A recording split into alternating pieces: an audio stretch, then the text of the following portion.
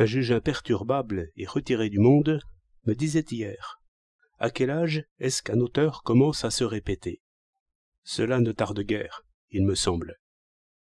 Ce juge, qui a passé, comme la salamandre, dans le chaud et le froid des années et du malheur, et qui mourra pauvre, n'a jamais montré la plus petite pointe d'envie, ni aucune indulgence. C'est l'effet d'une nature bâtie selon l'architecture, pour le vent et la pluie. Mais c'est l'effet aussi d'études picturales poussées assez loin, et du reste abandonnées sans regret.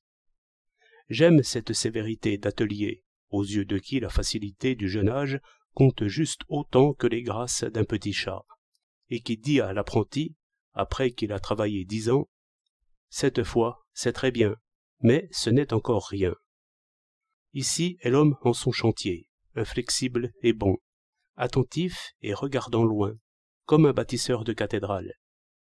Il ne laissera point passer la pierre gélive. Il ne consolera point celui qui l'a apporté et orné. Mais d'un coup de marteau, il fera tomber cette apparence.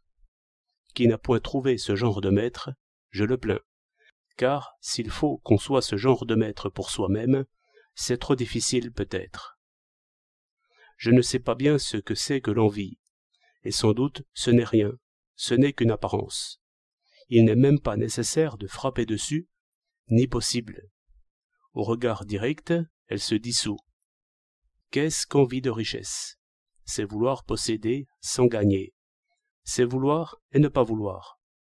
Qui veut réellement la richesse, il s'engage en des travaux difficiles, où certainement il la trouvera. S'il a envié d'abord ceux qui sont plus avancés que lui dans ce chemin, cela ne dure pas longtemps. Il a à peine commencé à se faire un chemin qu'il juge aussitôt des moyens en même temps que de la fin. Il sait ce que coûte l'argent. Il ne l'en aime que mieux. Il commence alors à l'aimer par les peines et les victoires. Il n'a plus maintenant de rivaux. Ceux qui l'emportent sur lui sont des maîtres et des modèles. Et toutes les fois qu'il fera une faute, il aura encore plaisir à la marquer, à la juger, au lieu d'en accuser la mauvaise fortune. La chance est le dieu des sots. Il n'y a de chance qu'aux yeux de l'envie, et cette pensée des envieux manque tellement de consistance qu'il n'y a que la paresse qui lui conserve une espèce de forme, comme fait le sommeil pour les songes.